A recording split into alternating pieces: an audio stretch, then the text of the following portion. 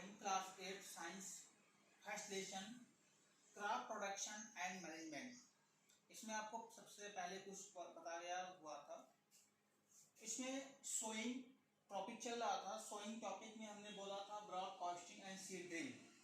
Means जब हम seed को अपने फील्ड में छिटक करके ऐसे बोते हैं तो उसे हम ब्रॉडकास्टिंग कहते हैं। और एक सीड ड्रिल, एक फनल सेट और पाइप जुड़ी हुई होती है, वो सीड ड्रिल। तो ये दोनों प्रोसेस हमने बोला था। अब नेक्स्ट प्रोसेस है ट्रेडिशनल टूल। ट्रेडिशनल टूल जैसे आप लोगों के आलू की बुआई होती है तो उसमें क्या होता है कि बहुत हॉपर लगा होता है, फनल शेप्ड स्ट्रक्चर्स, और उनसे कनेक्टेड 2, 3, 6 ऐसे पाइप होती है। और पाइप मिट्टी में चली जाती है और बीज सीड इसमें भर दिए जाते हैं, सीड इसमें डाल दिए जाते हैं और ये सीड इन पाइप से होते हुए सॉइल में चले जाते हैं और निश्चित डिस्टेंस पे, निश्चित डेप्थ पे वो सीड पहुंच जाते हैं और जिससे वहां पे जो है वो बुआई से ट्रेडिशनल टूल से हो जाता है। The traditional tool for sowing seeds is swapped like funnel. The seeds are put into the funnel and passed down through 2 or 3 pipes having sharp ends. These sharp ends passes into the soil and place seed there, और seed इसमें जो है confirm depth and distance पर जो है वो seed show हो जाते हैं, बो दिए जाते हैं। Next process transplantation. अभी जो समय है वो 1 month after 1 month मई, लास्ट मई एंड 1 जून नर्सरी डाली जाएगी पैडी की, धान की। तो उसको क्या करते हैं, एक छोटे से क्यारी में धान को, पैडी को पानी डाल करके उस नर्सरी में धान को बो देते हैं और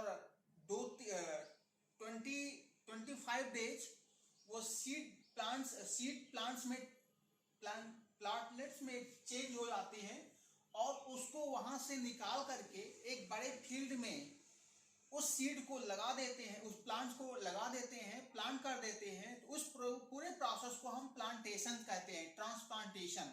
और ये ट्रांसप्लांटेशन कुछ ऐसे फसलों में, क्रॉप्स में किए जाते हैं। मोस्टली पैडी, धान में ये जो है ये प्रोसेस किए जाते हैं। तो it is use for crops like rice. Seeds are first sow in nursery. सबसे पहले उसको नर्सरी में बोते हैं, डालते हैं। एंड व्हेन देयर जर्मिनेट्स, और वहां पे वो जम जाता है, small plantlets are directly planted in the field, और उसको डायरेक्टली एक बहुत बड़े फील्ड में हम उसको लगा देते हैं। तो यहाँ पे उस मेथड्स को हम ट्रांसप्लांटेशन कहते हैं। अब यहाँ पे इन सारे मेथड से क्या हुआ कि हमने अपने खेत में बीज को बो दिया, डाल दिया, लगा दिया। अब उसके बाद हम फर्टिलाइजर्स यूज करते हैं या मैनर्स यूज करते हैं। तो इंप्रूविंग सॉइल फर्टिलिटी, मिट्टी की उर्वरा शक्ति को बढ़ाने के लिए हम अपने खेत में फर्टिलाइजर्स और मैनर्स को यूज करते हैं। Plants get their essential nutrients from the soil. पौधे जो है वो मिट्टी से ही आवश्यक तत्वों को ग्रहण करते हैं। Adding manure and fertilisers in the soil, और इसके लिए हम अपने खेतों में समय समय पर मैनर्स और फर्टिलाइजर्स को वो डालते हैं। पहला है मैनर्स। मैनर्स मीन्स खाद। Manures is an organic material that is used to increase the fertility of soil. Plant and animals wastage are dumped in pits and open places and allowed to be decomposed by microbes. Means क्या है कि पौधों के सड़े गले अवशेष को या एनिमल्स वेस्टेज, उनके मलमूत्र को एक बाहर गड्ढे में डालते जाते हैं और वहां पे माइक्रो जो जीवाणु हैं, बैक्टीरिया हैं, उसको जो है वो मैनस में चेंज कर देते हैं और उसको वहां से निकाल करके हम अपने खेतों में डालते हैं, जिससे हमारे खेतों में मैनस खाद जो है वो पहुंच जाते हैं। अब इनसे हमारे खेतों में क्या लाभ होते हैं, उनको डालने से क्या लाभ होते हैं? It improves the quality of soil. इससे मिट्टी की उर्वरा शक्ति में वृद्धि होती है। It increases the capacity of soil to hold water and nutrients. मिट्टी का वाटर होल्ड मीन्स पानी को, मिट्टी अपने अंदर पानी को रोकने की शक्ति उससे विकसित होती है। हम अपने खेतों में फर्टिलाइजर्स डालते हैं तो मिट्टी की पानी को रोकने की क्षमता क्या होती है, विकसित होती है। मिट्टी का पानी को रोकने की क्षमता को हम वाटर होल्डिंग कैपेसिटी कहते हैं। मिट्टी का पानी को रोकने की क्षमता को, जल को रोकने की क्षमता को हम वाटर होल्डिंग कैपेसिटी कहते हैं। Third, it enhance the growth of friendly microbes. और इससे क्या होगा कि खेतों में फ्रेंडली कुछ जीवाणु जन्म ले लेते हैं, जिससे जो है वो फसलों को और अधिक जो है वो उर्वरा शक्ति को प्रदान करते हैं। हम आगे देखते हैं फर्टिलाइजर्स जो होता है हम जो मार्केट से खरीद के ले आते हैं, it is a chemical which are prepared in factory. ये एक प्रकार का रसायन होता है जिसको हम फैक्ट्रियों में, जो फैक्ट्री में तैयार होते हैं। They are rich in specific nutrients. इसमें कुछ विशेष पोषक तत्व उपस्थित होते हैं, nitrogen, potassium, phosphorus. Some examples of fertilisers are urea, potash and super phosphate. तो हम इसको मार्केट से ले आकर के जो बोरी पैकेट में होती है और उसको हम अपने खेतों में डालते हैं, जिससे क्या होता है कि इसकी खेतों में ये बहुत तेजी से वर्क करता है, बहुत तेजी से वर्क करने लगता है और फसलें जो हैं, हमारी जो पौधे हैं बहुत तेजी से, बहुत कंटिन्यूसली वो ग्रो करते जाते हैं। लेकिन इससे एक साइड इफेक्ट भी है कि कंटिन्यू हम अपने खेतों में इसका यूज करते रहने से हमारे जो खेत के जो फील्ड की जो फर्टिलिटी है वो लॉस होती रहती है, उसकी फर्टिलिटी नष्ट होती रहती है। तो इसको अधिक मात्रा में हमें यूज नहीं करना चाहिए। अब कुछ और प्रोसेस हैं जिससे हम खेत की उर्वरा शक्ति को बढ़ा सकते हैं। उसमें अगला प्रोसेस है क्रॉप रोटेशन। कैसा? क्रॉप रोटेशन, एक के बाद एक सेम फील्ड में एक के बाद एक दूसरी फसलों को लगातार कंटिन्यूसली हम ग्रो करने पर उस प्रोसेस को हम क्रॉप रोटेशन कहते हैं।